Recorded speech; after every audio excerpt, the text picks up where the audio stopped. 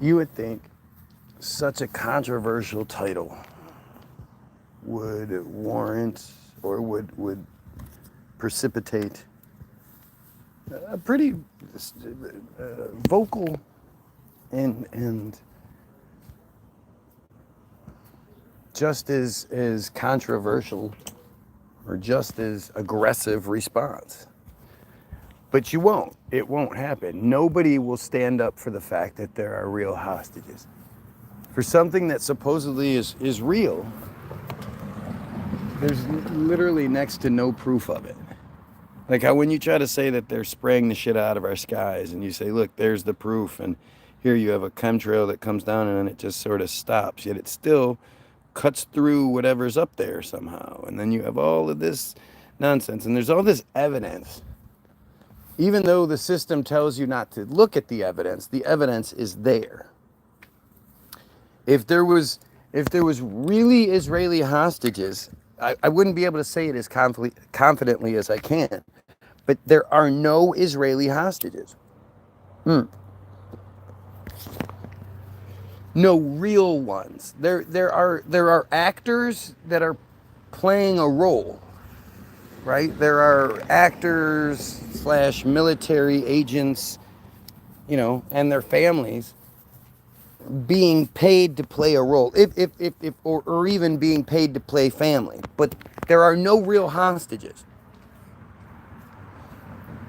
And the thing is, not only can I prove it, you can't prove that there are. The only proof that you have is the Israeli system, the media system, telling you to think this way. Outside of that, you literally have no fucking proof. Well, I know a guy who says he knows a guy whose family is affected by this. I know an Israeli who says he has a relative who has family. Blah, like, it's always, Kevin Bacon. Isn't that 6 Degrees of Kevin Bacon? Isn't that the name? It's always 6 degrees away. It's never like somebody's like, no, that's my cousin, and we miss him and we love him so much. Never. And honestly, even if somebody did come in and try to claim it, I would just say you're lying. You're lying. So how do we prove that there are no Israeli hostages? And that no Israelis died on October 7th. The whole Hamas thing. Yeah, thank you for asking. The whole Hamas thing was just an operation. Just an operation. Just a fake, phony fucking operation to put Israel in the position it's in now. And again, the proof is all there for you to see. It's just, it's going to take a little bit of intelligence on your end. That's all. That's literally the only difference. It requires you to be, at the very least, like you could tie your shoes, right? So you do have to go back, and things,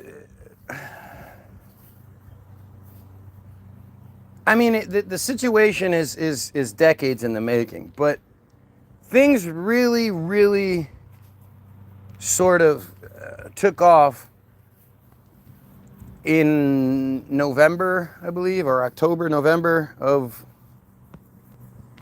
2022, when Netanyahu was put into the position he's in, put into this, like, the prime minister, supreme ruler position that he's in.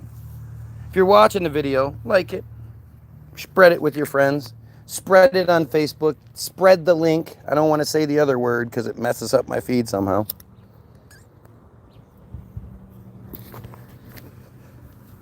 But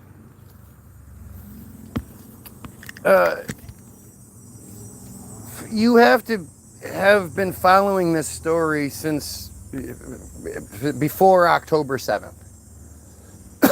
If you've been following this story since October 7th, it still should be obvious to you, but it's gonna be a lot harder because you only know this one side.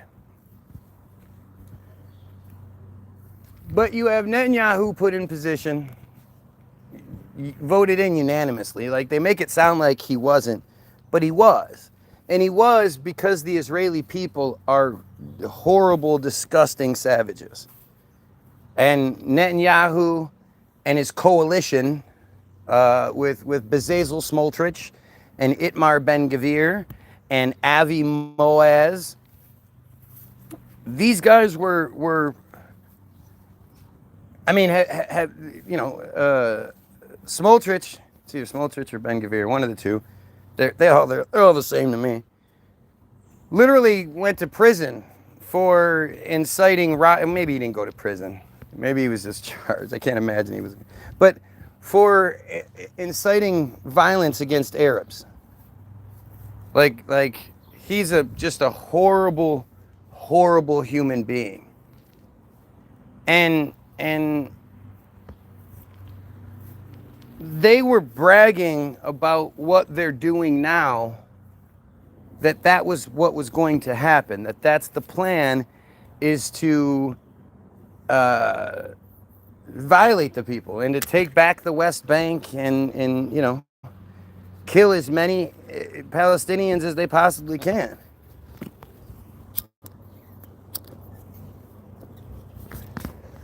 So somewheres around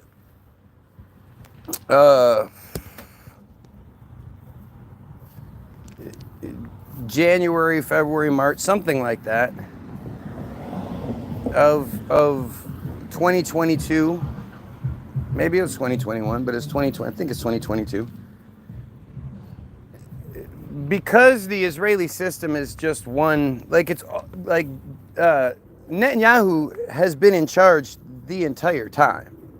The idea that there was 5 elections in just under 4 years, 5 elections in 3 years, is a joke. And it was a ruse to I mean, it's weird because it's like, the crimes and the things that Netanyahu was being accused of, they didn't make it go away. They just sort of softened the blow. But it was, it was such a joke.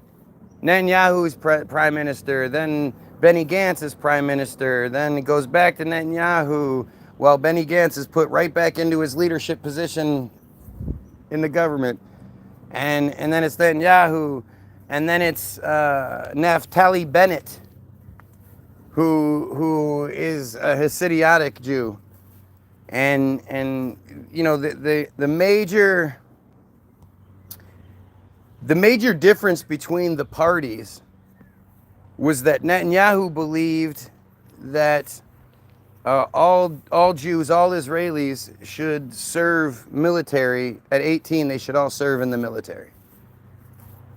They should all serve their motherland, Israel, which makes them a reservist and makes them eligible to be called up at any point from here on out.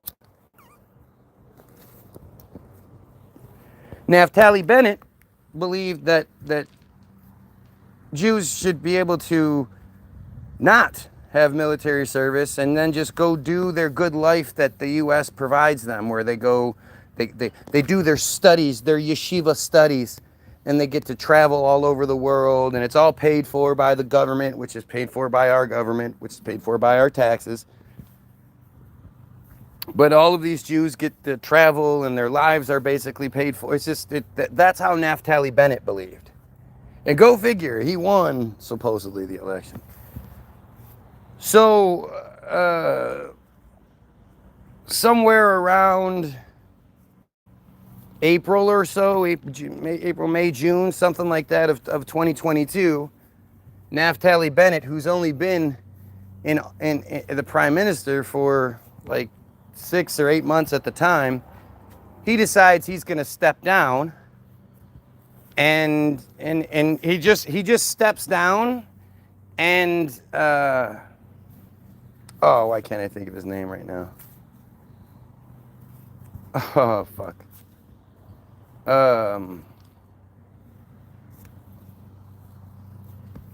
This other guy steps in. So not only did they have the 5 elections, they actually had this Yair Lapid, that's who it is. Yair Lapid, who is like, Yair Lapid is interviewed in the movie,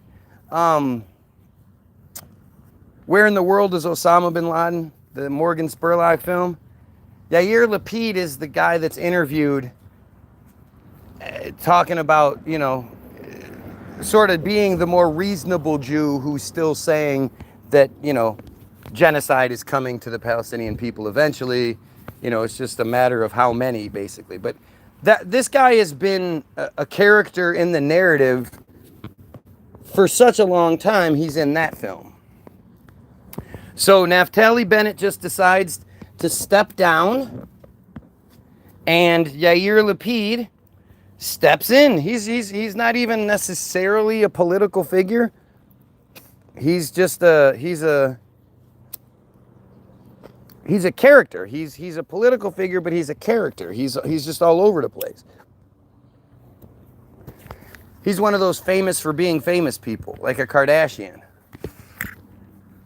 But he steps in, and he's the one that Netanyahu ends up replacing when he's put into office, into power in November, while the Americans are completely distracted because Kanye is executing DEFCON 3. And they're setting us up for what's to come. They know that they're going to do this genocide in 2024, starting in 2023. They know they have a year to get the genocide ready because that's what they're about to do. So they have Kanye come out, and Kanye is the example to people like me who dare to make the videos, who dare to make the statements, right? If you're someone like me and you say these things and you make videos, look, Kanye lost $2 billion in a day. That's what they can do to Kanye. You know, Kanye, the guy that said the sitting president, George Bush, doesn't care about black people and didn't get canceled for that, is going to get canceled over this bullshit. And everybody was talking about, oh, Kanye's going to suicide himself, suicide. And I just kept saying, nah, man, Kanye's just doing his job. I wanted to fall for Kanye so bad, but I didn't. I mean, I did for like a minute, maybe a day. Then I started trying to look into what was said. And basically, Kanye made the vague threat, I'm going to go DEFCON 3, whatever the fuck that means, but it's a threat. He said, I can say whatever I want about Jewish people. You know, I am Semitic. Black people are Semitic. Like, he talked about that.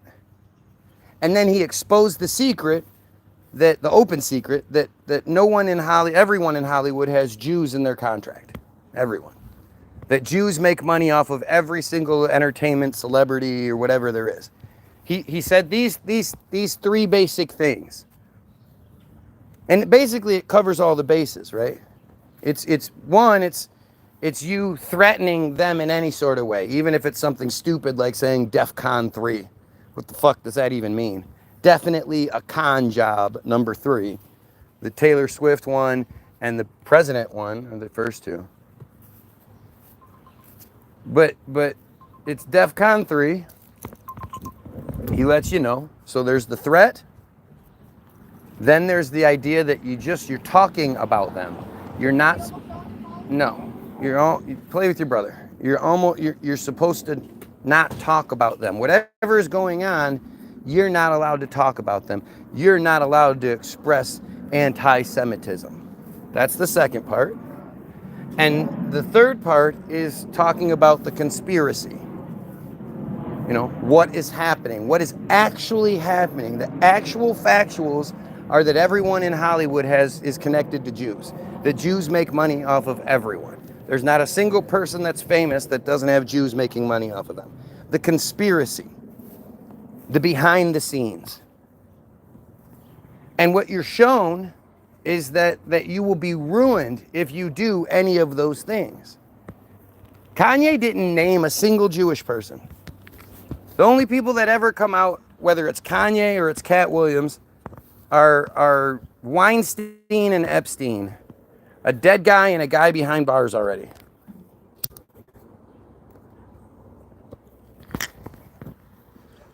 Nobody talks about Dan Schneider. Nobody talks about Terry Richardson. You know, nobody talks about these things. They just, whenever it's them, it just goes away. If it's somebody else, it's a cultural problem. You know, if Muslims if somebody does something and they're Muslim, it's because Muslims are culturally bad. If Jews are continuously found to be, you know, sexually assaulting people, children, controlling the scenes behind, controlling things from behind the scenes, all that shit. That's just conspiracy.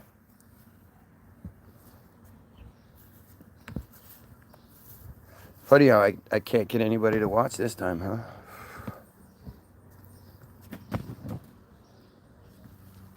But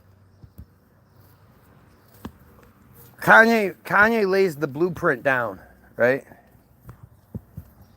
You know, if you're going to be somebody that talks about what Israel does, this is what happens.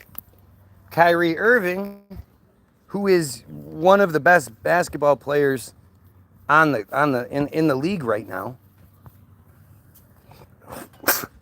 he posted a link to a video called From Hebrew to Negro, talking about how black people are supposedly the original Jews. He didn't say, hey, everybody, come look at this. He didn't even say the title of the video. He just posted the link. So for all of you that are willing to spread this feed, to just share a link, I always tell people, just share it and say, this guy's crazy. Somebody come put him in his place or something like that. But if you just share the link, Kyrie is the warning to you. If you share a link and it's about anything Jewish, you're going to get in trouble. It's like, it's funny because like when it comes to Kyrie, unlike Kanye, Kyrie, it was like an important piece of a basketball team that makes money. They need him out there to make the money. So he got a much less treatment, but he also did much less. He only shared the video. His is a warning to all of you. Anybody who's not doing what I'm doing, but you still have a problem with what you see. And just in case you didn't really figure it all out, Dave Chappelle, the most brilliant comedian probably ever, just happened to be the guest host for Saturday Night Live the following Saturday after this whole thing with Kanye comes out. And it's funny too, because Kanye had said like half of the stuff a year prior to, but they just make it sound like he said it all recently. And for everybody that doesn't think that it's Kanye's just doing his job and it's all just a conspiracy, remember, how many of you follow Kanye West? How many of you hang on Kanye's every word, every tweet? If Kanye happens to go on a podcast or something like that, you watch that as well. I'd be willing to say none of you. So the idea that anybody knows what Kanye tweeted or what Kanye said on Drink Champs or whatever it was, we only know that because the Jew-run media told us to care about it. If they would have just ignored it, we would have never known. It wouldn't have been a thing. No one would have cared. Maybe a very small portion of the people would have cared. But there wasn't all this organic outrage that happened, so the news just had to cover it. Had to cover it.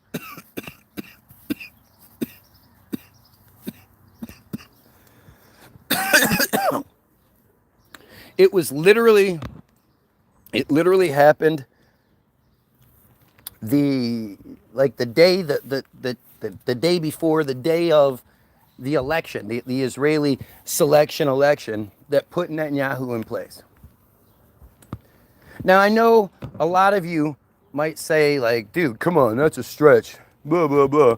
They really don't, nobody cares about Israel. But because nobody cares about them, because we don't get the information we should. If they covered Israel completely as much as they do when Israel's the victim, then the story would be completely different. Because we're going to hear about Israel.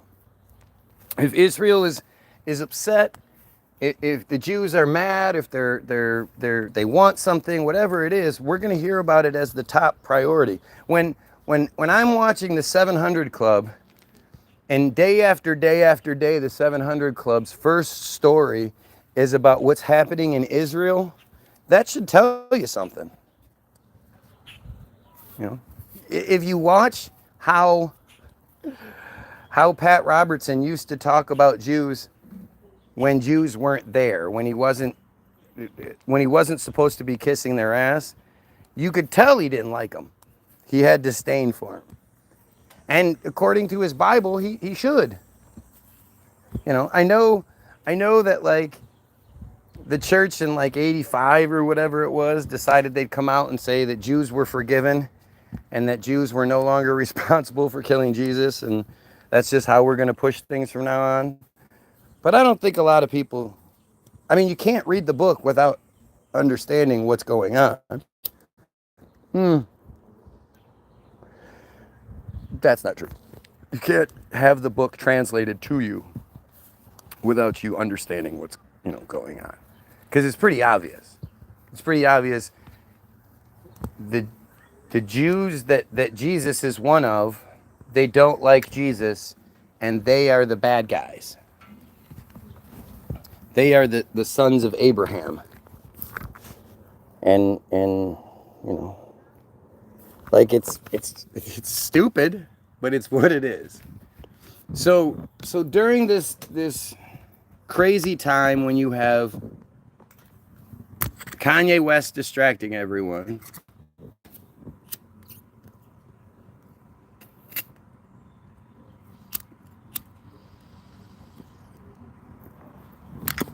they put in this what is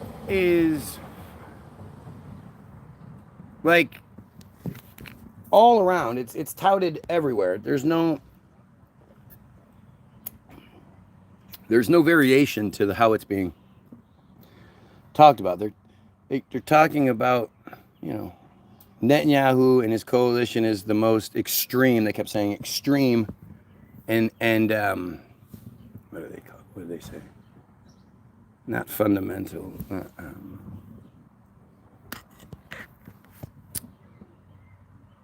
Well, they basically just kept, they're the most Jewish supremacist, openly Jewish supremacist leadership that's ever existed in Israel. These people are open, just supremacist. I can't say racist because Jew isn't a race; it's a choice. And I mean, it's funny to say that because Jews definitely have a look. So, like, they clearly are a race, but their ideology includes lots of people who, are just different variations of that. I don't know, but like, we play the game on TV all the time, my wife and I, and when we're watching TV, and I said, "You think he's Jewish? You think she's Jewish? You think he's Jewish?" And it's just over and over again, and you can tell because they look the same. They all look like they come from one family.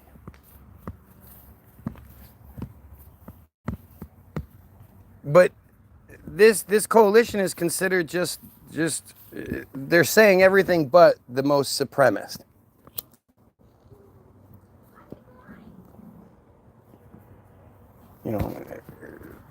the most conservative, the most all these things.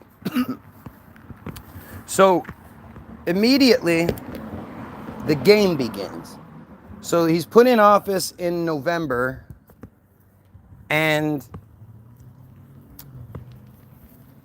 immediately does what he said he's going to do. Like, he ran under the idea that he was going to dismantle. It wasn't that he was going to make his charges disappear. It was that he would make the laws that those charges are based on no longer laws. So therefore the charges wouldn't be valid to begin with. That's the platform under which he ran.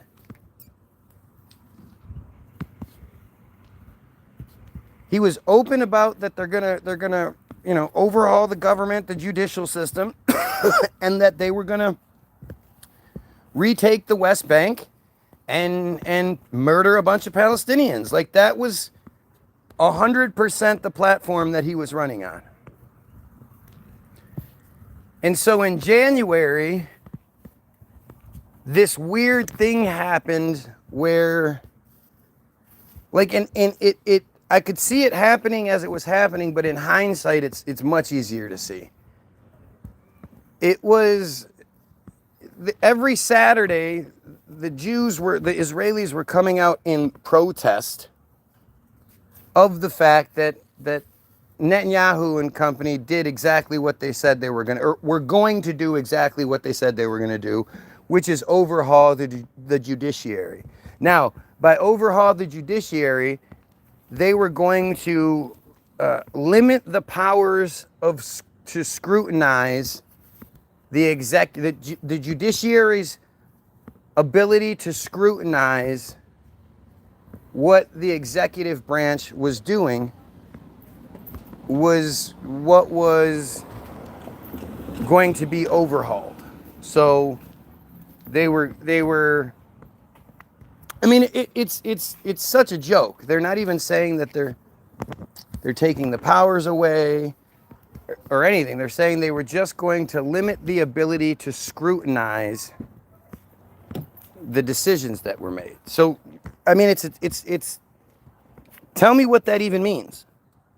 Like, all the people that'll tell me I'm wrong, tell me what that means. So, in limiting the ability to scrutinize,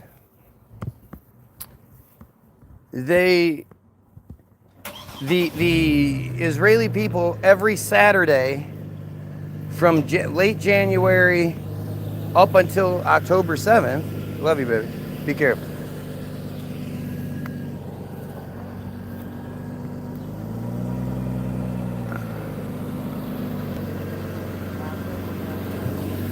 Huh?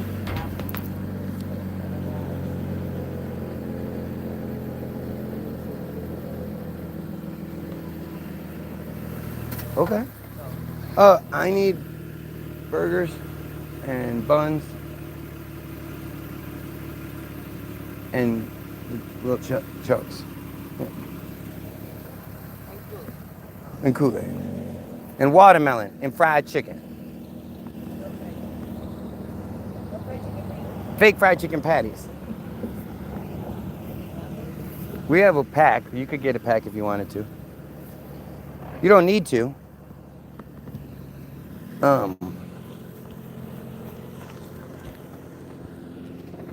So they organized this what's called a protest, but it's much more like a festival.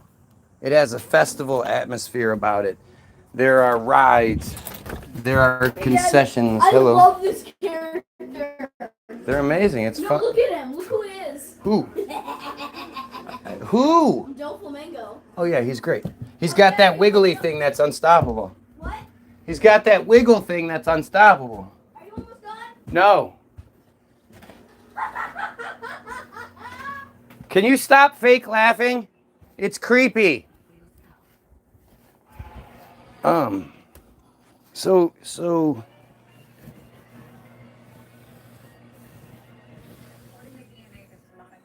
this weird festival thing is happening. And like once it starts getting hot outside,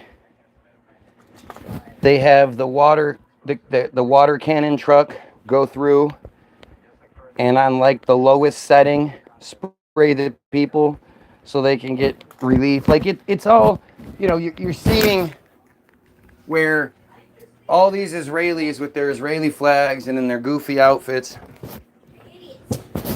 are going out and blocking freeways, Double A and X. right? And they're Double A and X. they're having these things where they block the freeway off.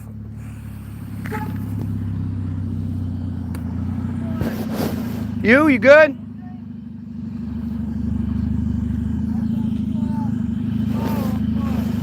Oh, okay. Whenever, man, come on down. They can't understand what the fuck he says.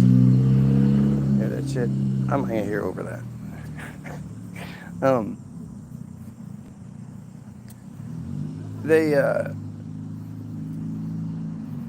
They do this thing every week, and apparently it's including, students, high school students, and all of these people are mad because the executive branch is going to overhaul the judiciary and limit their ability to scrutinize the decisions, which at the end of the day literally only comes down to the executive branch wanted to kill more Palestinians, and supposedly the judicial branch had prevented that from happening on several occasions. That was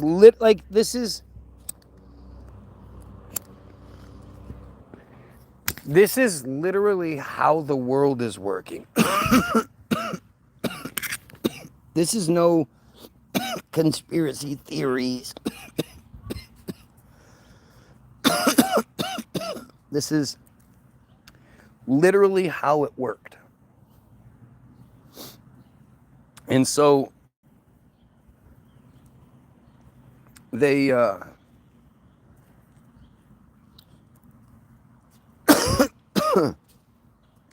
they run under this whole show that the people are so mad about this that as it's getting closer to, it's like sometime in September or something, August, whatever, where part one of the overhaul is getting put through. And every time a different part gets put through, a new petition signed by thousands and thousands of Jews saying that if there's any sort of upcoming conflict in protest of the judiciary thing, they are not going to fight. They're not going to risk their lives in any sort of, if a conflict just arises, if some sort of conflict arises where suddenly reservists are going to be called up, which, hasn't happened in fucking 20 plus years. I mean, it's not something that happens.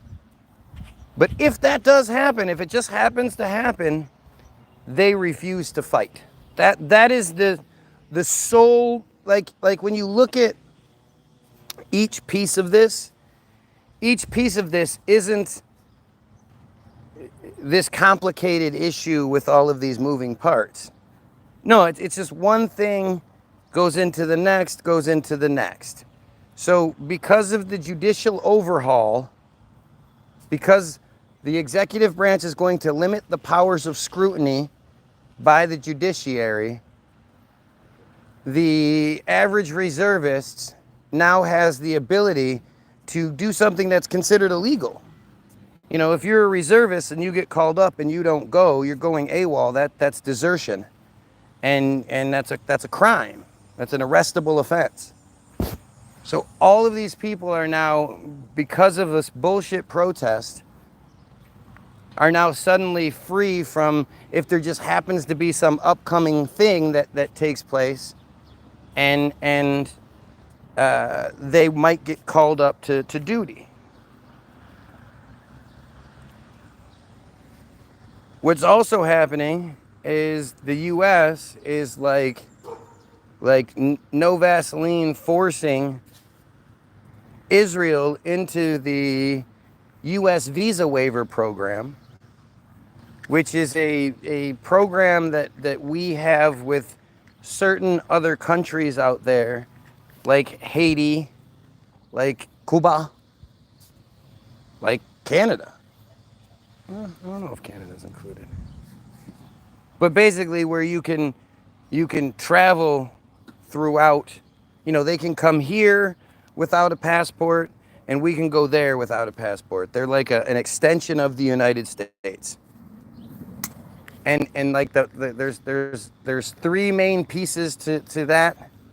But the number one thing is that our people are allowed to go to your country and are treated as if they were citizens. There's no difference in how you treat our people, and so we will treat your people the same way. And what's been, routinely happening is that the Israeli forces were treating Palestinian Americans trying to travel and go see their family members and all that just as shitty as they treat the Palestinians that live there. So they're in violation of like the main protocol of the visa waiver program. And they had up until September 30th or whatever it was to get to show that they were compliant with that request, with that demand, that stipulation, in order for them to be put into the program. And as the date came, Israel was steadfast that they weren't going to do that. And so the United States government just shoehorned them in anyway and said, okay, well, you guys now have until the day after Passover of next year to comply with the treating people decently thing. We're going to pretend like you did, and just now you're in the visa waiver program. So now any citizen that wants to leave Israel and come hang out here, I don't know if there's some sort of conflict going on, is now able to do that without nearly as much red tape as there was before.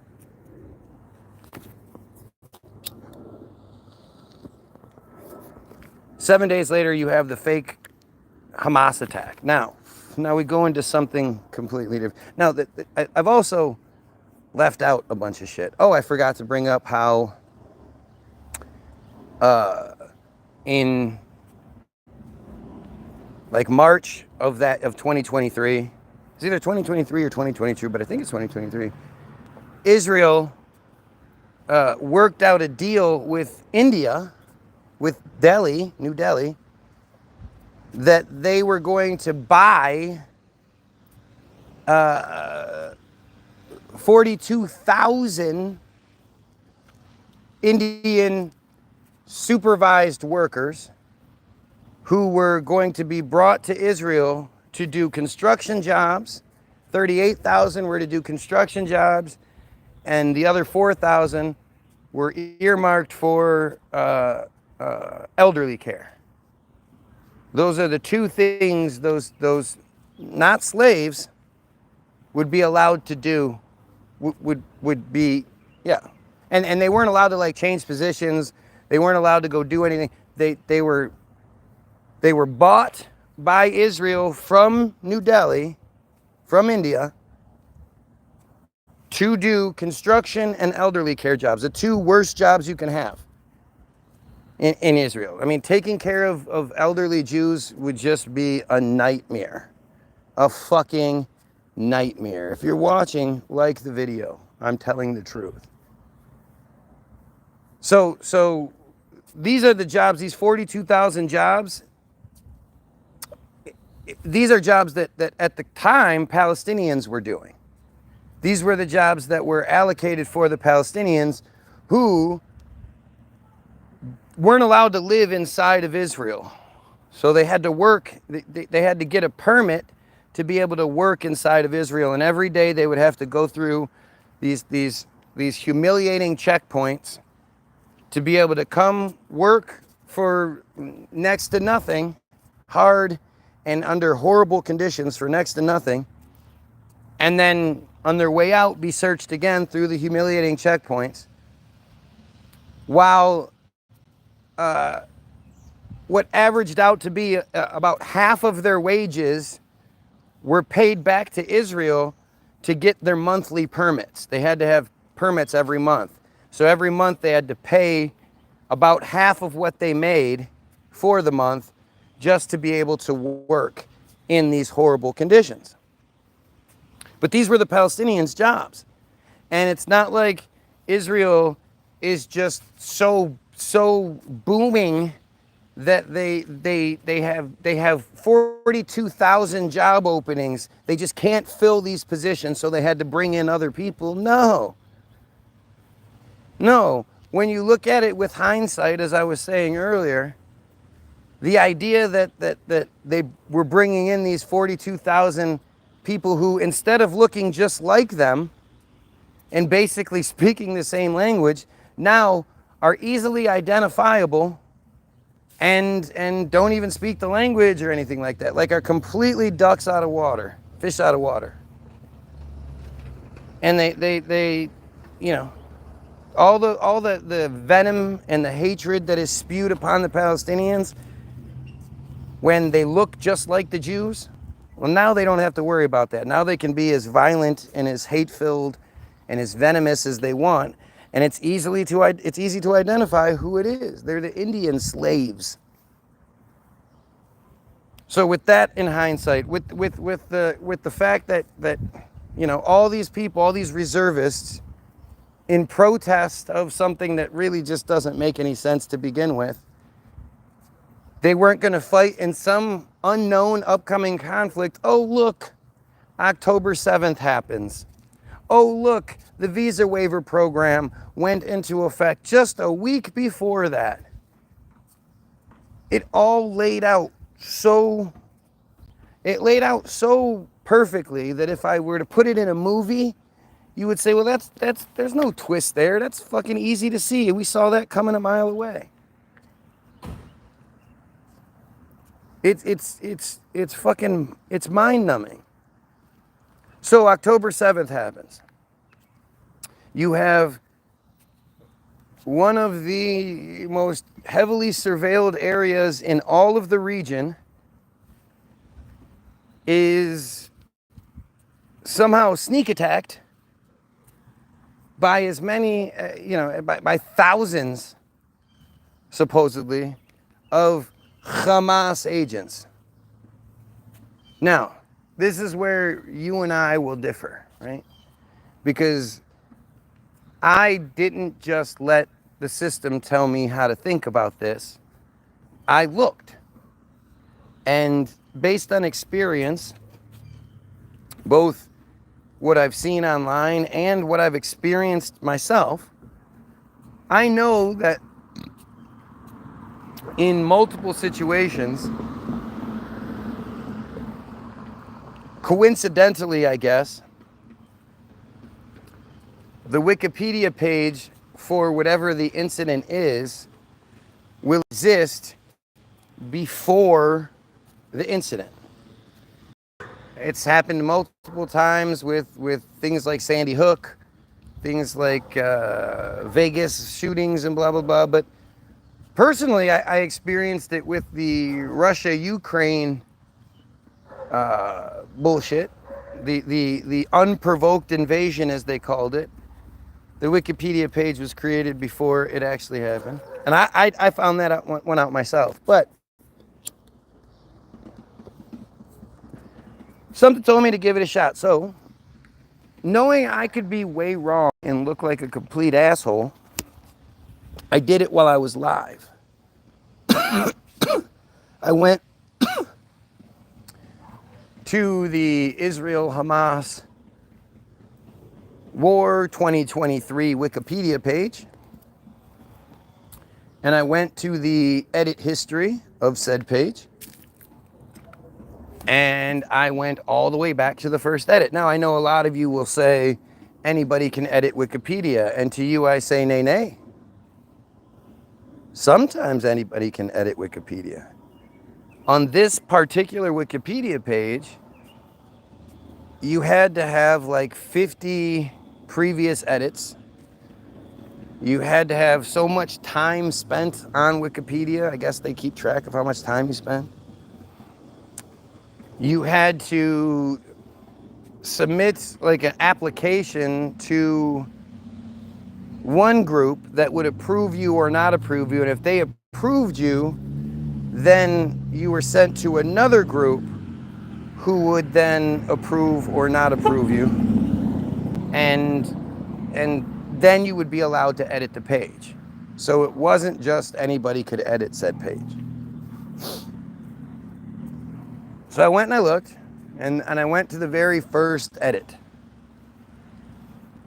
And the supposed attack took place at 6:30 a.m. local time on October 7th. I believe it was a Tuesday. The first edit of the Wikipedia page, I don't know if that's actually when the page was created, but I know the first edit on the page was at 6:22 a.m. Tuesday, October 7th, local time. So somehow they were able to,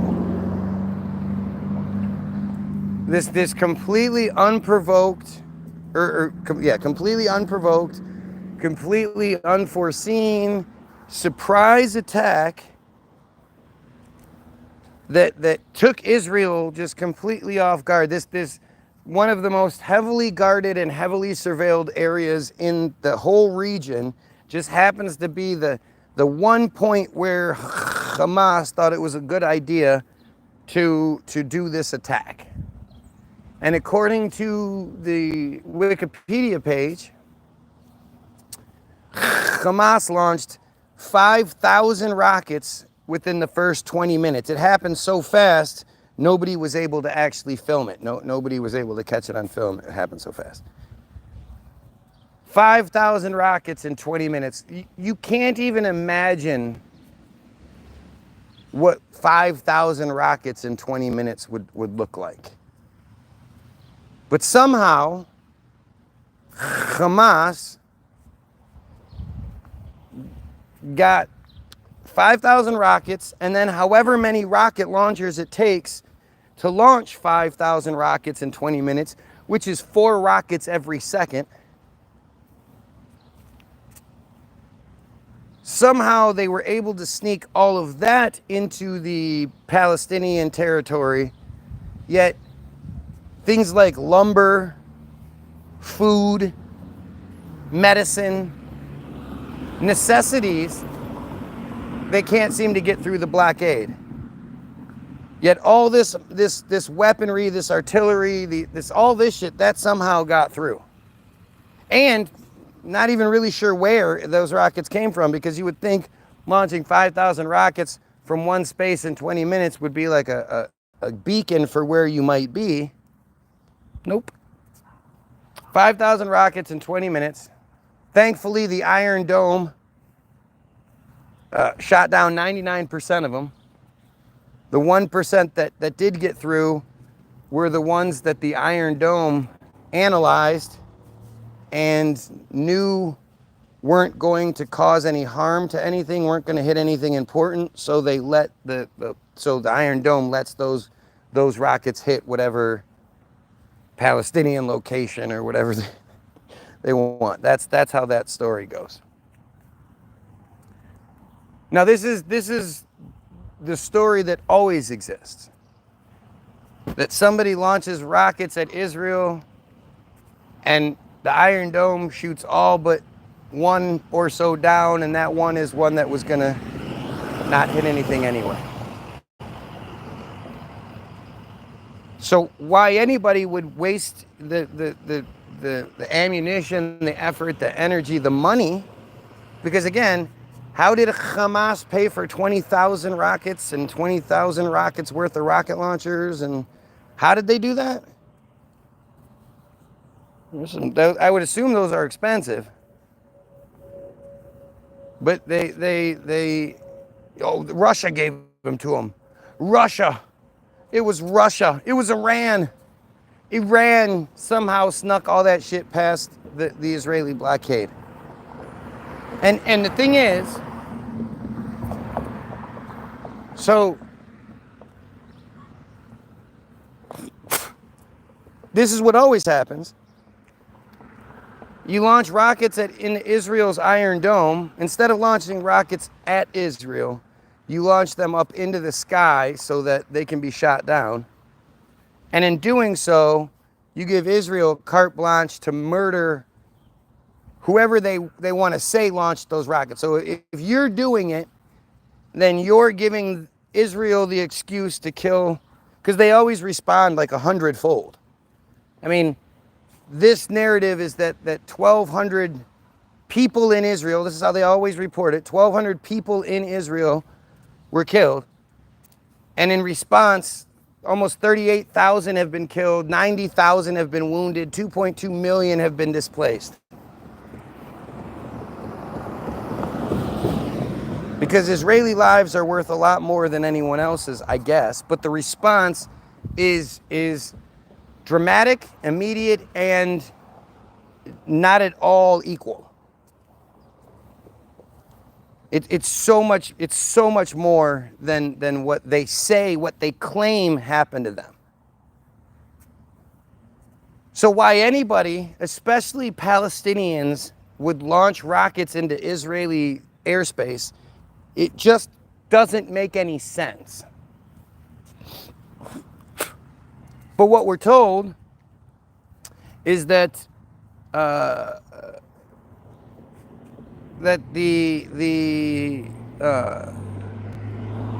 Hamas then had thousands of them, I guess, stormed this border and on motorcycles and paragliders and foot, and somehow were able to take 253 Israelis hostage on motorcycles and shit. How do you take people hostage on a motorcycle? Get on and don't wiggle around. Hang on tight. Put your hands around my waist. Okay? Now hang on tight. Put this helmet on. Okay? Now don't wiggle. Like, how does that even work? You don't just get back on your paraglider and fly the fuck out. So that can't happen. So what? And of course, there's almost zero footage of this. Footage has come out after the fact showing, what I saw one time was a woman, I think she had a white shirt on and blue shorts, but it was all dirty, looked like it had shit stains on it. And she was kind of bloody, but I think she had a mask on. She had a bag over her head, so you couldn't see her face. She was like pushed into a black SUV that drove off. And then I saw footage of supposedly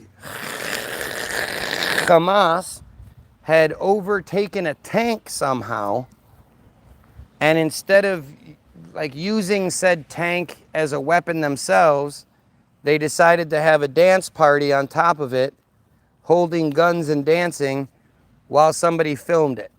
Because that's a good war strategy. You know, the super Hamas that's able to orchestrate the attack of a lifetime on the Israelis and all this other bullshit narrative they say. So, we have a situation where immediately, like before the attack, the surprise attack had even ended, Israel has all of its jets fueled up, all of its targets already ready. They're already striking all of these targets in the Palestinian territory, almost like they knew it was going to happen.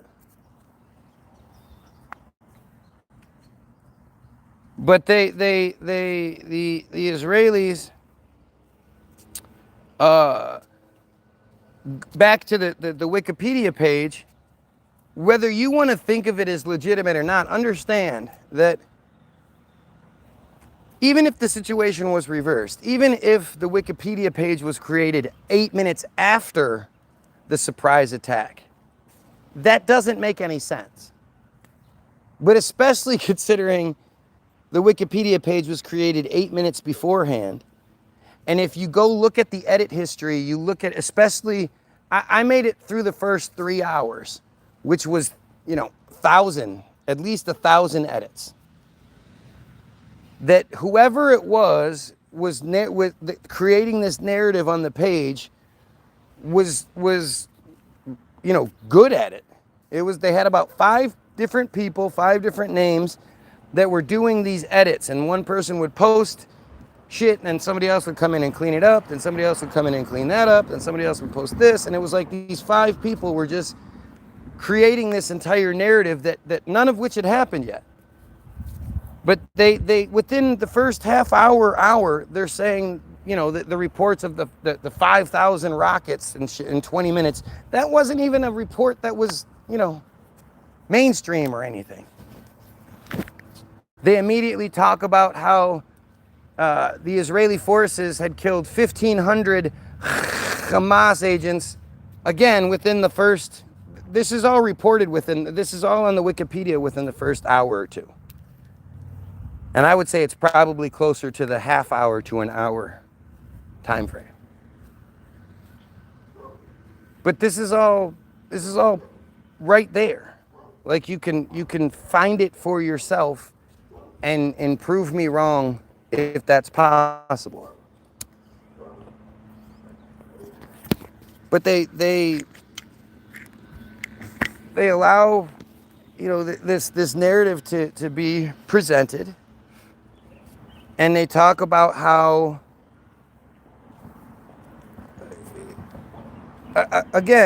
they talk about how they killed 1,500 Hamas agents in Israel before anything else happened. So from now on, when you hear these reports where it was initially around 1,400 Israelis had been killed, that number dropped down, I'm even programmed to say it on accident.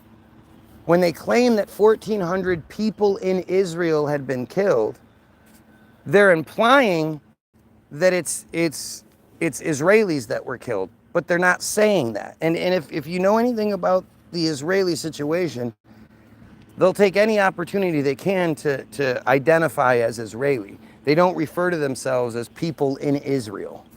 They may say the people of Israel, but they don't say, when they refer to themselves, it's never that they are this many people in Israel. That could be anybody. That could be Hamas. So when they're saying this bullshit that, now it's around 1,200 people in Israel were killed, they're not lying. They're telling the truth. It's up to you to ask the question. What do you mean people in Israel? Do you mean Israelis, or do you mean the Hamas that were initially reported to have been killed? And so you also have to go back now. And this goes back to multiple examples. One I can think of was about 6 months before October 7th, maybe less. What was said, now see, what I think Israel does is, if there's like a car crash or something happens where multiple people are killed, they'll then take those dead people and stage them in a terrorist attack sort of scenario. And of course, because they're all Israeli, they all go along with it like it's no big deal. Especially if it's like my son died needlessly in a car crash, or my son was this martyr killed by these horrible Hamas, which led to their destruction. Like, of course, people are going to go with that second choice.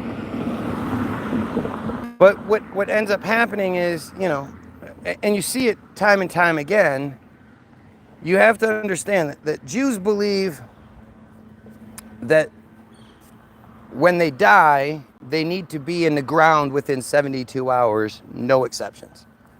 So it overrides all protocols, it overrides law, it overrides, investigation, all that shit, because the Jews need to be in the ground within 3 days. What a convenient belief structure to have to prevent you from the narrative, being natural, normal. This is always going to allow somebody to manipulate the narrative. If you can get rid of the dead body before anybody can see it or examine it, then you can control the narrative. A great example, again, is if you go back to the supposed synagogue shootings, where the first one was by a guy called supposedly Robert Bowers Jr. or Sr. Robert Bowers Jr., I believe. He, I believe it happened in 2018. So in January of 2018, this guy just sort of appears on social media. He's this old man. He's a trucker, so he doesn't live in a place where anybody can say, oh yeah, I see him regularly. Apparently, he's this trucker who lives in like a transient type motel.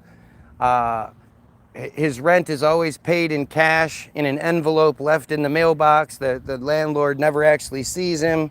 Nobody ever actually sees him at his house. But he's supposedly this guy who appears on what I learn is called Gob, G-O-B, I guess. And that's a social media platform that rivals Facebook, but it's for white supremacists and people who question the government. Now, I've been in this world for a long time, in this conspiracy world for a long time, and I'd never heard of Gob before. But apparently, in January of that year, this guy just appears. Now, his only previous proof of existence is in like 2016. He supposedly got a ticket, I guess. But they love to tell you that, like, if you put something on the internet, it's forever and blah, blah, blah. It's amazing how many of these people involved in these stories that are these national stories, especially ones put out by Israel in the Jewish media, that there's no footprint of that person prior to the story happening. So Robert Bowers Jr., his footprint appears in January of that year, and it starts with him talking about how mad he is at the Jews. I don't like the Jews.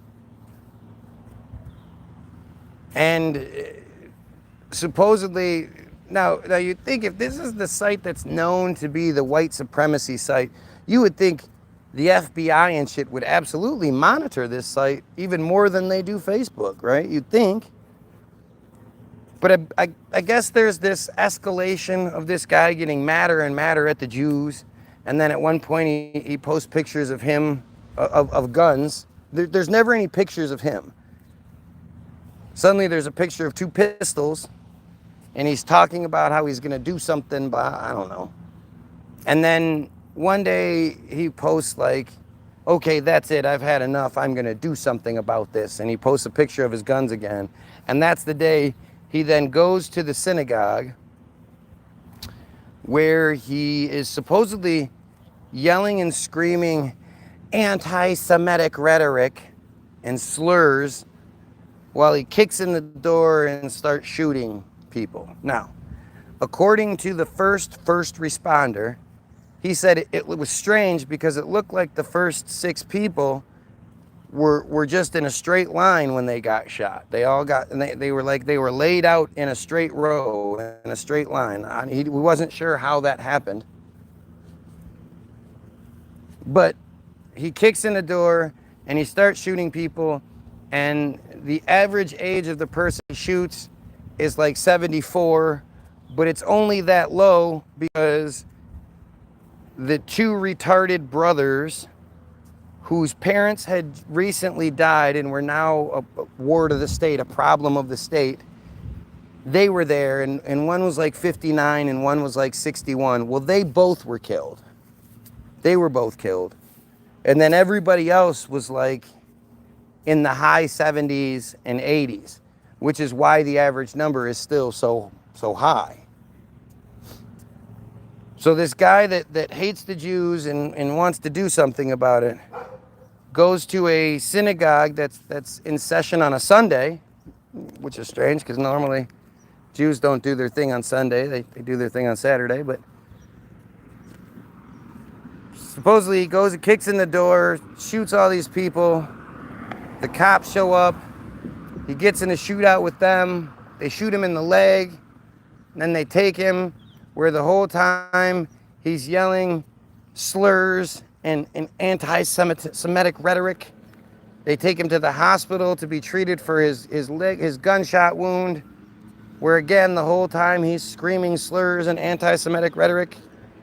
Then they take him to jail, or they take him right to court, actually, I think. Somehow he's immediately sentenced, and his face is never shown, but he's immediately sentenced to be locked away forever. Nobody can ever talk to him again. And nobody's ever wanted to interview him.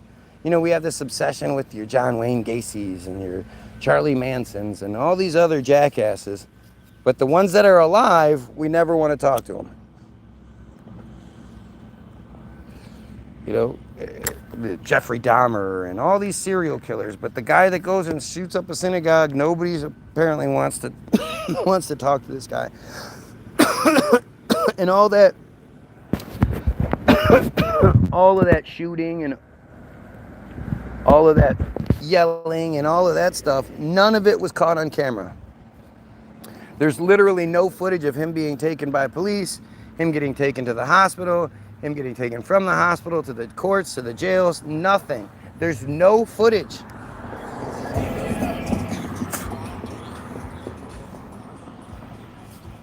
Nothing. Funny how that works, isn't it? Funny how that works.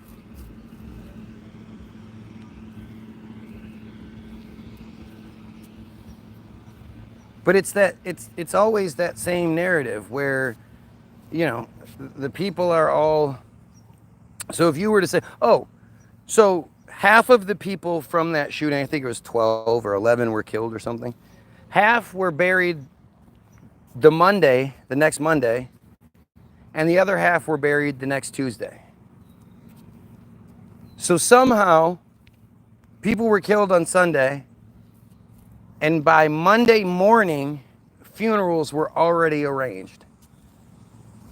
For multiple people, all out of the same group. Their funerals were all arranged. Relatives, I guess, were all there. Whoever needed to be there, and all that within 24 hours. The second one was 48 hours. So if you were to look at it and say, okay, well, this happened on Sunday. So what if there was like a group of Jews had gotten in a severe car crash where all 4 of them were killed, and it just so happened to be also that, within that day, if you went from, if you have 72 hours, so you go from Friday, Saturday to Sunday, that's the 72 hours. So late on Friday allows you to execute what you need to execute and get the first, if anyone dies on Friday, those are the people that have to be put in the ground on Monday. So if you have this car crash that happens on Friday, takes 4 out, and there also just happened to be 2 that were in hospice or something that died.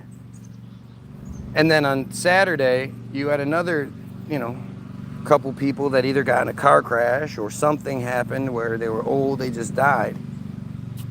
And it just was this perfect storm of people dying of natural causes or at least of accidents. Then you could set up this scenario where you lay out 5 or 6 in a row with gunshots in them. You put a gunshot wound, you shoot them. And the first responder will say something like, it was weird because it looked like they were all in a row when they got shot. It's an entire scene. That's why nobody was allowed to get close. This was the one time, like any other time. Think about Sandy Hook. Think about San Bernardino. Think about fucking you name it. And the news is allowed to get close. We see the building. We see shit happening. You know, we see the narrative playing out in front of us. When it comes to this thing, the only footage you saw was like from blocks away where you heard what sounded like, I guess, gunshots. They could be firecrackers. They could be anything in the distance. And every once in a while, you'd see like soldiers go running by the camera. That's it. You have literally zero proof that any of the narrative happened. And this is how they do things. This is how they do it. They get away with it, and it's them and them alone.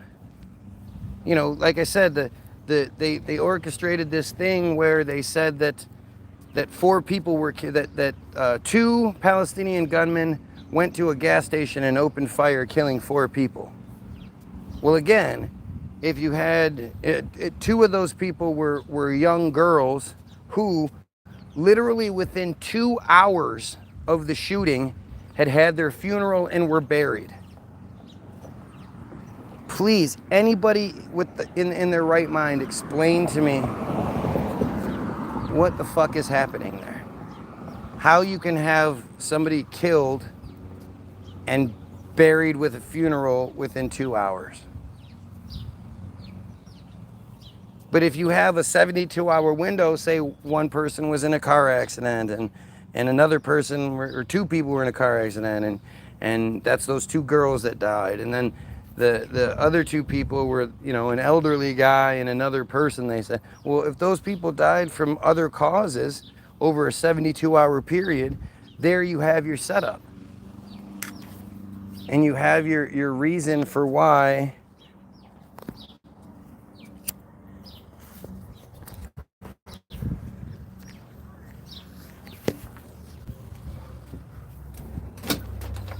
Rosie is out there cutting her lawn. I don't want to hear shit from either one of you ever again. Alright, Dad, are you almost done?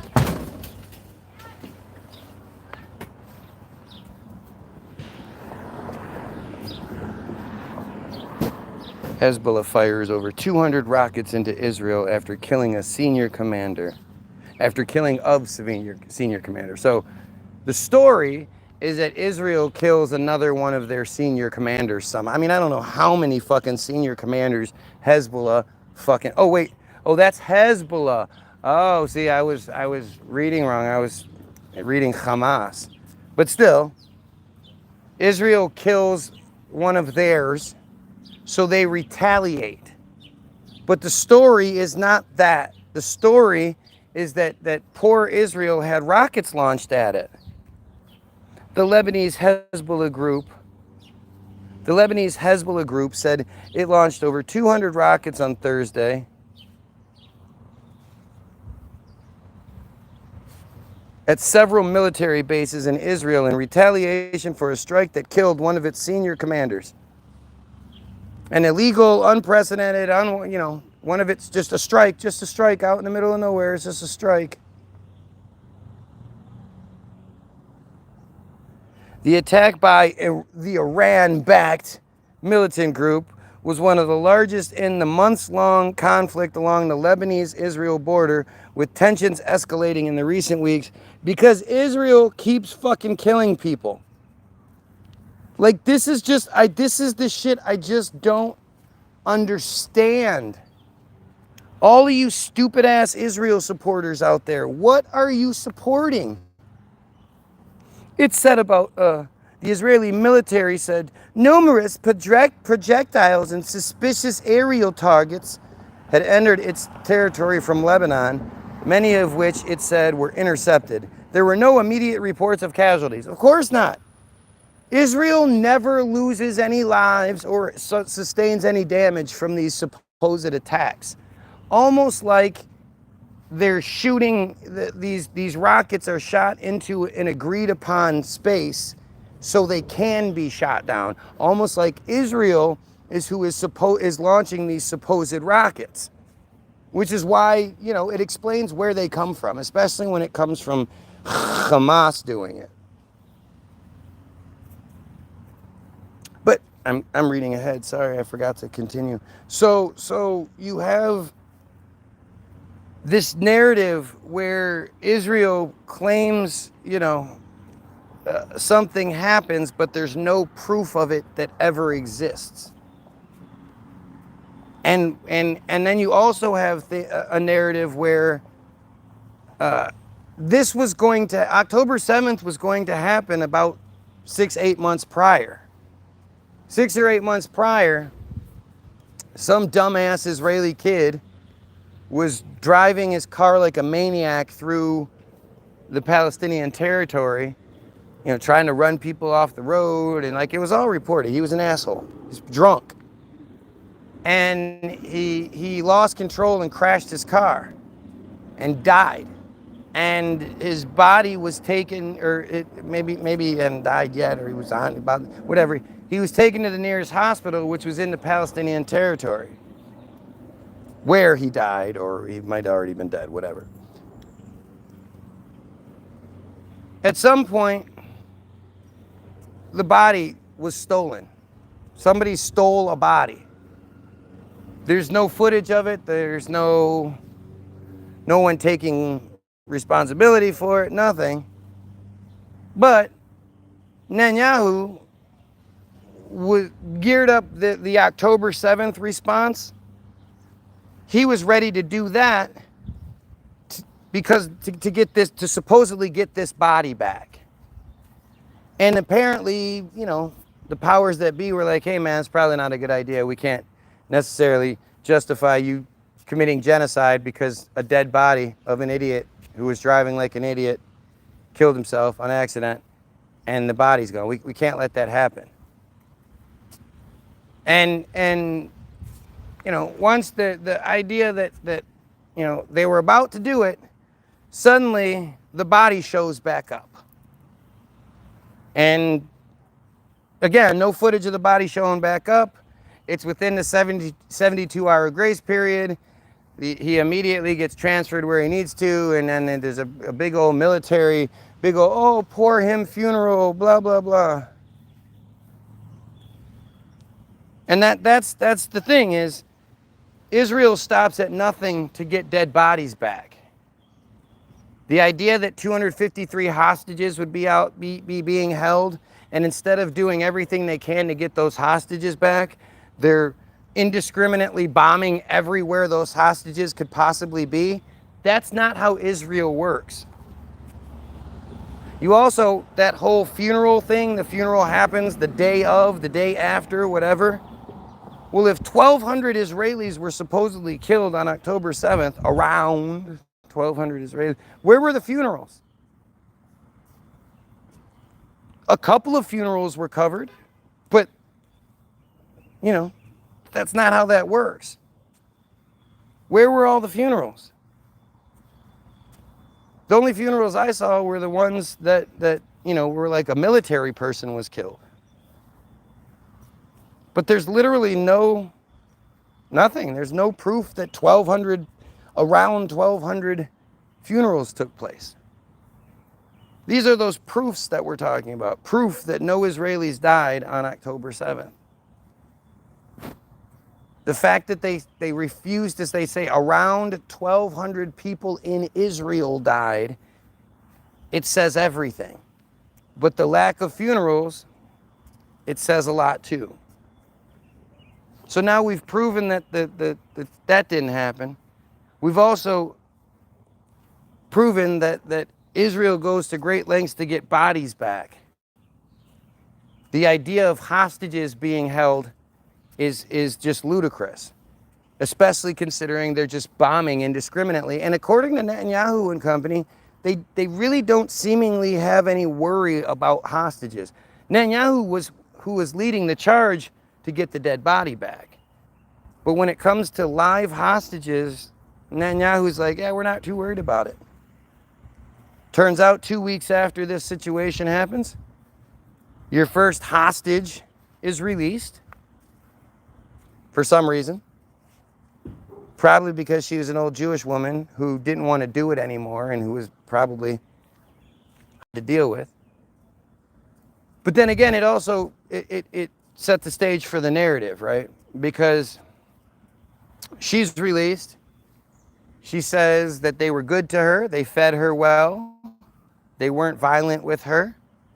And every elderly person was assigned an individual doctor to give them all the medicines and whatnots they needed, the heart pills and all that shit. So while Israel is destroying everything that is the Palestinians, while a kid is reported as having to have quadruple amputation without any sort of pain medication or anesthetic or anything, he just had to have it done because, again, the supply chains and all of that are destroyed. Hamas is making sure that the Israeli hostages are as comfortable, as well medicated, and as well fed as they can possibly be. So much so that when the old woman was released, she turned around and shook the hand of her captor. Because that's what all of us would do if we got kidnapped, right? She said that they were violent at first, but they weren't violent, to get her to go, but they weren't violent in keeping her. And magically, within 2 weeks, all of her old lady bruises healed. You know how old lady bruises heal? They don't turn into those giant fucking strawberries, that old lady, black and fucking purple strawberries. And you're like, Jesus, what the fuck happened? And they're like, oh, I dropped a pencil on my forearm. Turned into this big bruise. Yeah, that's not how it normally works, right? But so the old woman sets the stage for why, from here on out, every time you see a hostage that's going to be released, they don't look gaunt. They don't have any bruises or marks or anything. They look like they're nice and tan. It's because they're treated so well because they're Israelis. You can't treat Israelis poorly. So on day 50, somehow it works out. So Israel at this point has been bombing the shit out of just everything, just murdering Palestinians by the hundreds, thousands at a time. And Hamas releases a statement somehow, from whom to whom, I don't know, but saying that if Israel keeps bombing like they are, that Hamas is going to start killing hostages on video and broadcasting it on TV. And Israel's response was, fuck you, we're going to bomb you more. So Hamas did nothing. Nothing. Not a single hostage is killed, filmed, nothing. Hamas supposedly challenged Israel. Israel called the bluff and then retaliated. And instead of doing what you do in that situation, if you say you're going to do it, you have to do it or nobody will take you seriously. If you tell a bitch, if she doesn't give you your money, you're going to beat her within an inch of her life. If she doesn't give you your money, you better beat that bitch within an inch of her life or she's going to know she can take advantage of you. That's old pimp fucking philosophies.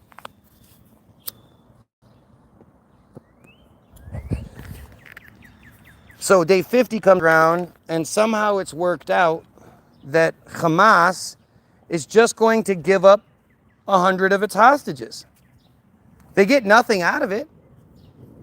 Israel is shooting up supply lines, running people over. Israel is telling people, dropping leaflets, telling people to go this place. This is the place you'll be safe. And then once they get there, if they can even make it there, because they're shot along the way, then they drop leaflets in that place saying, oh, now you got to go back to where you were from because we're about to bomb this place. Ha, ha, ha.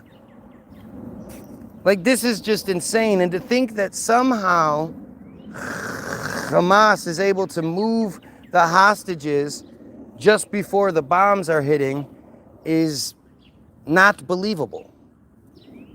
Israel is claiming that Hamas has these strongholds in the hospitals, and then they go into the hospitals and they're like, nothing's found, and then a few days later they're like, look, we found some rockets stashed under a bed. We told you there's rockets here stashed under it's not quite the command center with underground tunnels like we said, but we found these rockets that we didn't put there. We swear we didn't put them there. We found them.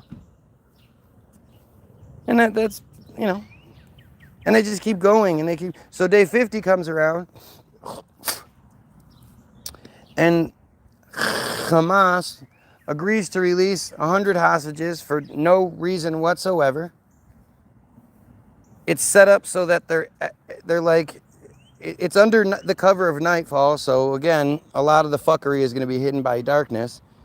But they set up like on one side, Israel on one side of town and Hamas on the other side of town. Now, Hamas has these nice new vehicles somehow, and all their uniforms are these nicely pressed uniforms, and they've got their bright green headband because, you know, that doesn't make you like, hey, shoot where you see the bright green headband. Don't.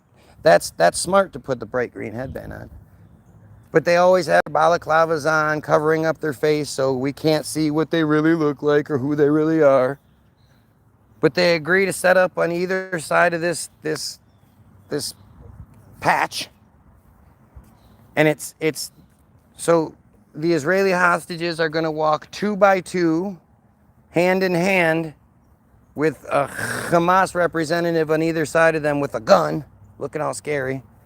They're going to walk from one side to the other, and they're going to do this exchange 2 by 2 until they get to their desired 100.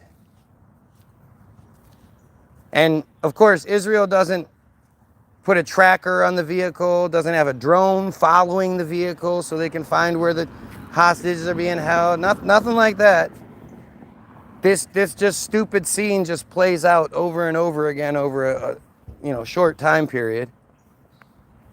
And the best part is, after the fact, a video surfaces showing those same people that were released as hostages, before getting released, hugging, shaking hands with, saluting their captors, laughing, having a good time while they're all climbing into the back of the transport vehicle.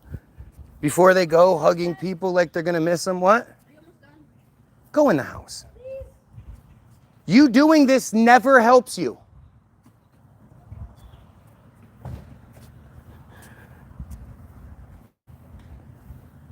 They're hugging and laughing and joking, and then they go get dropped off. Another really amazing coincidence is a week earlier, the news just happened to do this story about this family, the family of which, the parents of the little girl that was taken hostage have been, taken all around the world, had dinner with the Netherlands royalty, and they've become sort of celebrities over this, over their daughter being kidnapped. They don't know if she's alive, according to the narrative, right? She could be dead for all they know. But a week prior to the release, the news is there while they have a birthday party for her like she's there. And everybody laughs and has a good time and celebrates her birthday like she's there, but she's being held hostage and they don't know if they'll ever see her again. They don't even know if she's alive. Turns out, the next week, she's one of the hostages that's let go, and she just happens to be the girl that was so traumatized that she can only speak in whispers. So, all of the interviews that involve her, it's a news person or whatever asks a question, she whispers to her dad, pss, pss, pss, pss, pss. And then her dad is the translator who then gives this long diatribe of much more than what she said, but Apparently, it's what she said, and that's how they get the sympathy factor with the little girl, but they also can control the narrative because the dad's doing the speaking. You know the kid's not going to get it right. So that's day 50, and the subsequent hostages that were released. Again, nobody looks sick, nobody has any marks, nobody's gaunt. They've all been eating well. They're all tan. Everything's fine. A couple of weeks ago, 4 more hostages were rescued by Israeli forces, in the process killing some 272 or 275, whatever, 270 something Palestinians, mostly innocent women and children, in the process, wounding thousands of others to get these 4 Israelis out that were yet again not gaunt, not skinny, not hungry. They were well taken care of. Killed all those people to get those 4 people who weren't even like, oh man, it was so horrible. They were like, oh, thank you. Now there is that story where somehow 3 Israeli hostages escaped. They were shirtless and they were waving cloth in a surrender, white cloth in a surrender capacity, but the Israeli forces shot at them anyway, killing 2 of them. One of them went behind something and was yelling in Hebrew and counting in Hebrew and trying to say, hey, I'm a hostage apparently. And yet still the Israeli military walked up on this female. They were, I think 2 out of 3 were female, or 3 were, I don't remember, but shot her anyway. The three Israeli hostages that apparently escaped on their own were killed by the Israelis. Isn't that interesting?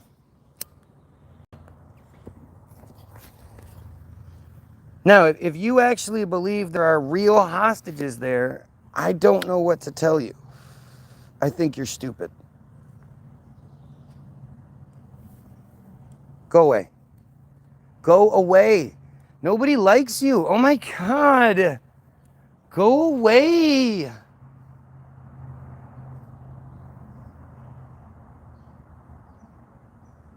Go in the house.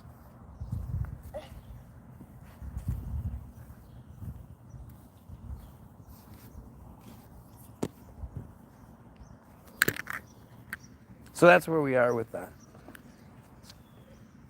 That's where we are with the hostage situation. As far as I know, I haven't been following it as much lately because it's just so hard to read. Again, I was reading you this. There were no immediate reports of casualties. It said about 200 projectiles were launched toward the occupied Syrian Golan Heights.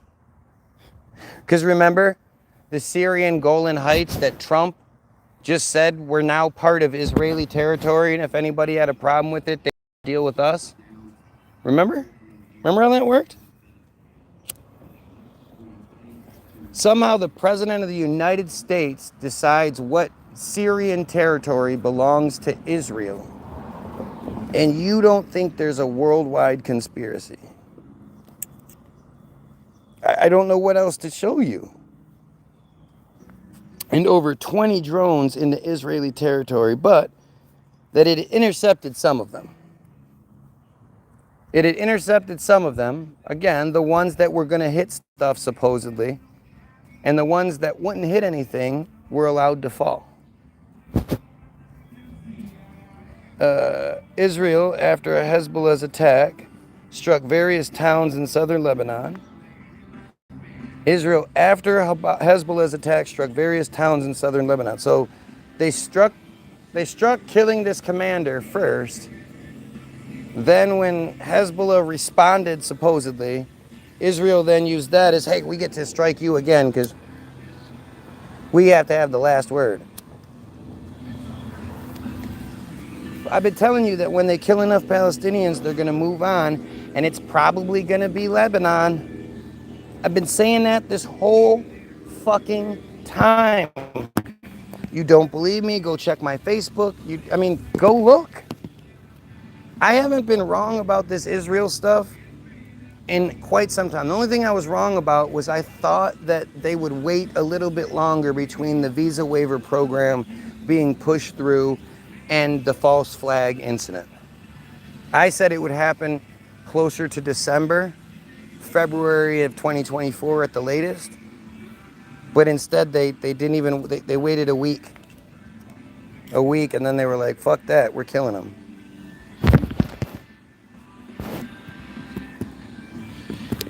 Various towns in southern Lebanon, the Israeli military said it hit Hezbollah's military structures. They're always so precise, only hitting military, even though according to like everybody else, especially the victims, it's mostly women and children and it's all, you know, civilians. No, it's not. It's not. Israel says it's not. Israel says it's military people, so it must be. Lebanon's state-run national news agency reported an Israeli drone strike of Hula killed at least one person. Israeli jets also broke the sound barrier over Lebanese capital and other areas in the country, which is a weapon. You know, that sonic boom that shatters windows and breaks eardrums and shit like that. It's terrorism. They're terrorizing the people. Israel on Wednesday acknowledged that it had killed Mohammed Naameh Nasser, who headed one of Hezbollah's 3 regional divisions in southern Lebanon a day earlier. Hours after the killing, Hezbollah launched scores of Katyusha rockets and Falak rockets with heavy warheads into northern Israel and the occupied Syrian Golan Heights. It launched more rockets on Thursday and said it had also sent exploding drones into several bases. And all of them got shot down. Oh no, wait. No, that's what Hezbollah is saying. Hashem Sefidin, head of Hezbollah's executive council, vowed that the group will continue its retaliatory attacks, targeting new sites that they never imagined would be hit. Nothing's being hit.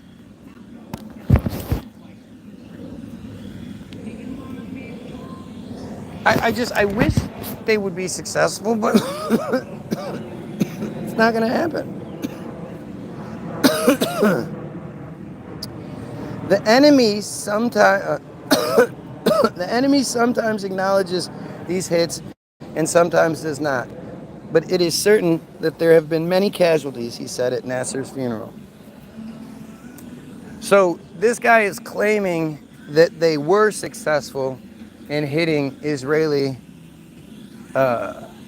institutions or whatever. So that begs the question. The way that the Israelis cry and bitch and complain about, you know, not about every little hangnail they have. They have an opportunity to claim that Hezbollah has given them the go-ahead to fuck Hezbollah up and they're not going to take it? Why wouldn't they? Why wouldn't they take it? Go get your radio, girly. Girly, girly, girly, girly, girly, girly.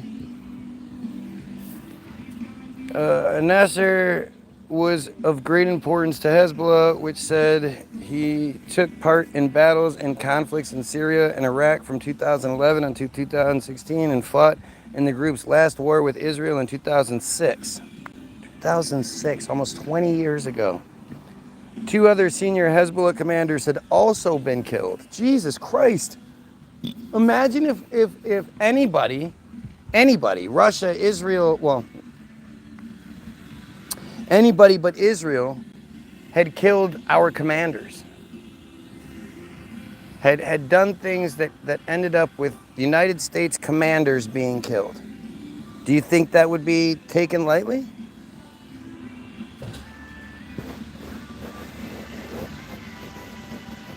You're so handsome. You're kind of cute too.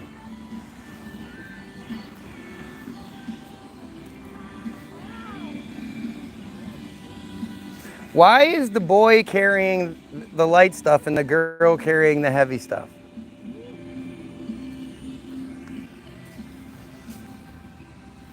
The U.S. and France are continuing to scramble to prevent the skirmishes from spiraling into an all-out war, which they fear could spill over across the region. Washington, in its shuttle diplomatic efforts, what are shuttle diplomatic efforts? That's a weird phrase I've never heard.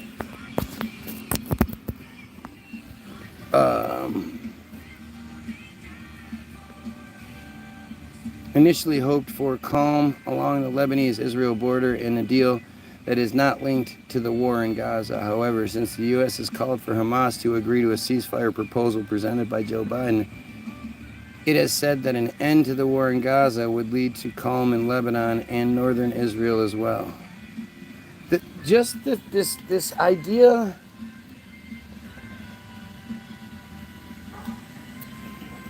that Israel matters. Why does Israel matter?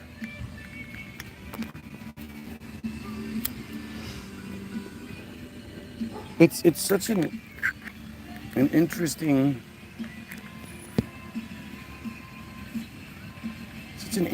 thing, you know. Why is Israel? Why should we care about Israel? Because they're Jews? That's sort of the reason. We're not supposed to care about anybody else like that. But because these guys are Jews, we're supposed to care about them.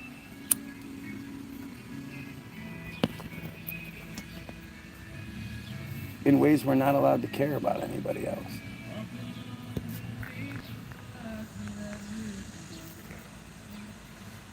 Holy shit.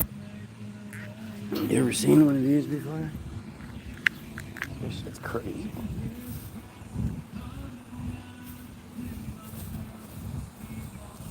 Oh, this shit's so gross and creepy.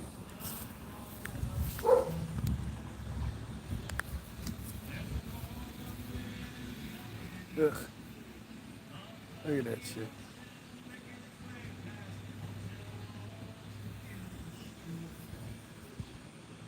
Ugh. Just full of worms. All those little dots in there are probably like eggs. Yuck. That is so yucky. It's weird that like the birds don't just tear into that shit like a hot pocket.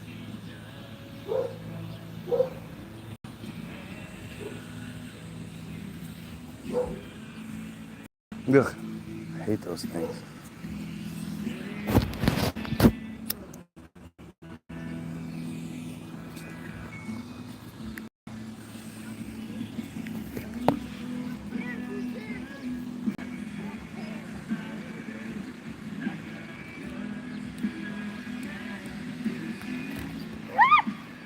I thought something was snatching me. Okay, so wait.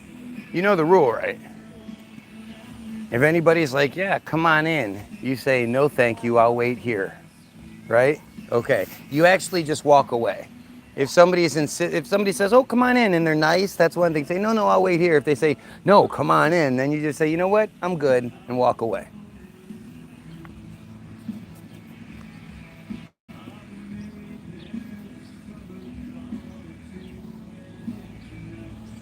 They're selling bracelets.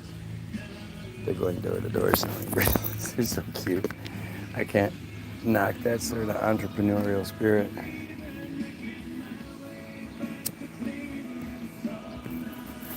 You guys want to see something crazy? Look.